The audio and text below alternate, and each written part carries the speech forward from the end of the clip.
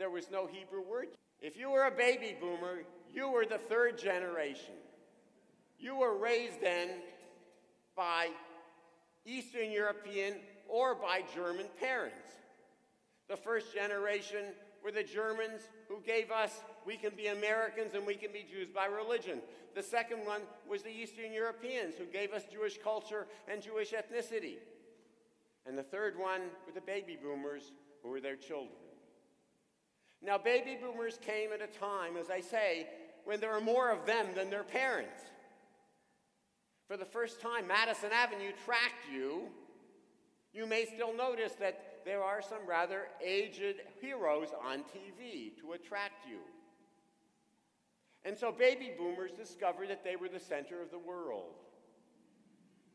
Jews especially wanted to give everything they could to their children. We had lost 6 million in the war. And so where America itself became child-centered, Jews became doubly so. This had an unfortunate impact, however. It was a change in Jewish religion such that Judaism became pediatric. Remember, most of the parents weren't religious, they were cultural. They sent their children to religious schools, and they decided they would do anything to raise their children so that they could be good Jews.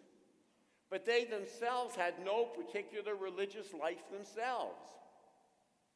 They knew Jewish culture, but they did not know Jewish religion, which they had by and large left behind.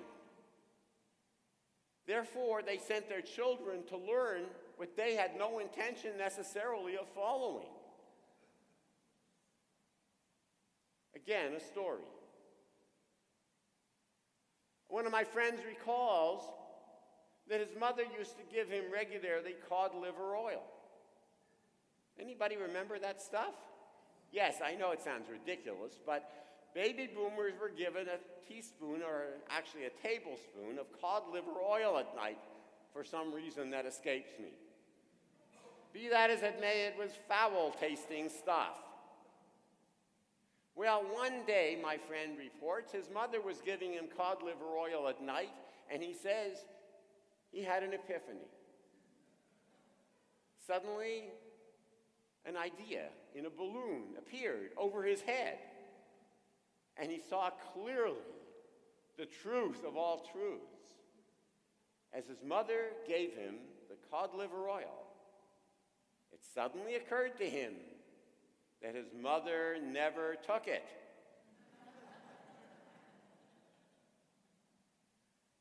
Do you know how many baby boomer children went to religious school and went home to discover of the Judaism that they were being taught, that their parents never took it? We then developed Judaism for children. We spent tons on education, huge school wings, where curriculum after curriculum, endless millions of dollars in educating our children, but forgot to show them what they needed most, namely an adult model of spirituality into which they might grow. We gave them ethnicity, but they could not grow there. That came from Eastern Europe, and they were born here. And so our first and major challenge of today is to take this pediatric Judaism and make it adult, and demonstrate not that children can be religious, we know that, but that we can be. America is alive with the search for spirituality. Every bookshelf, in every store, and half of what I have on my Kindle and most on yours is spirituality. People are joining every possible spiritual group. There are more Jewish Buddhists than Buddhists in America.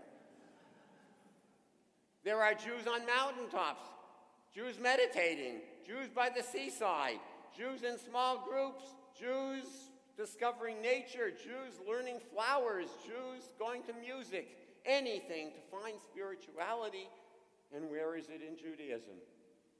Yes, Virginia, there is such a thing as Jewish spirituality. Our first task then is to discover Judaism for adults and demonstrate to the next generation simply they have somewhere to go after they grow up. And they won't have to leave Judaism to find what Judaism offers in abundance. We need then Judaism for adults, and we need Judaism with spirituality. The spirituality part is necessary because ethnicity, I am sorry to say, is dead. Those of you who love Yiddish, you should live and be well. But don't count on it becoming a Jewish second language.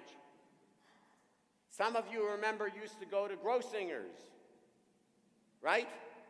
Remember the Borscht Belt? I have news for you, it closed years ago.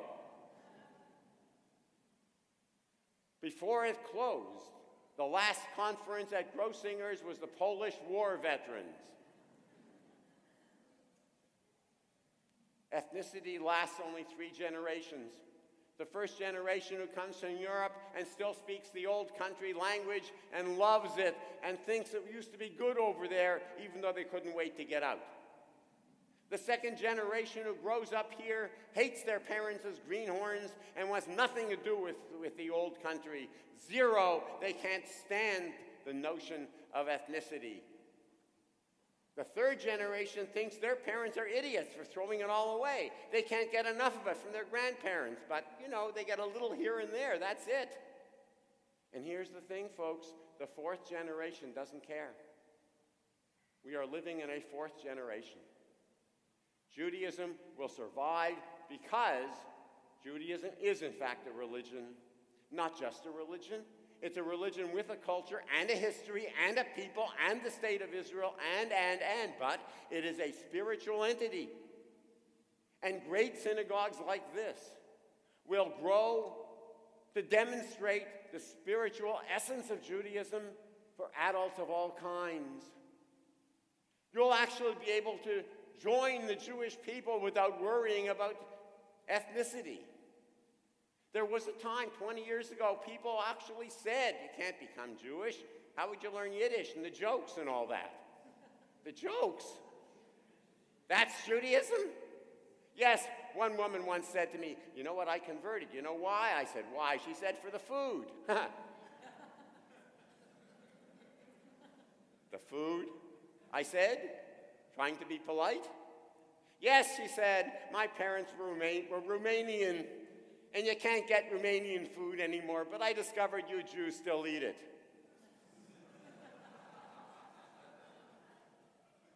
Nobody converts for the food. So why will people convert to Judaism? And they will, they are. Well, think of this one. Often what happens here starts out west. In Marin County, a congregation did a survey of its religious school children. They discovered that in the entire religious school, only 1/3 of the children had 2 parents who were born Jewish. In kindergarten and first grade, only 10%. You get the picture? We are living, I'm going to say that again, we are living through the most remarkable opportunity American Jews have ever had. Yes, the most remarkable opportunity American Jews have ever had. Because we are living in an era of 3 great changes. Jewish progress is made in free societies like this. During moments of great immigration. I gave you the first immigration, the Sephardi Jews, the second Jews who came here from Germany in the middle of the 19th century, the third Jews who came from Eastern Europe. Each one of those was an immigration because it brought new voices to bear. Do not think an immigration is just people who happen to show up on your doorstep. We brought how many African Americans here when they weren't yet Americans and called them slaves? We do not call that an immigration. Why not? They were new people. The answer is because they had no voice. Unless you have a voice, you're not an immigration. An immigration is when suddenly you start hearing people speak the way you haven't heard before. When all of a sudden new people's experience becomes your own. When you begin to question what your assumptions have been.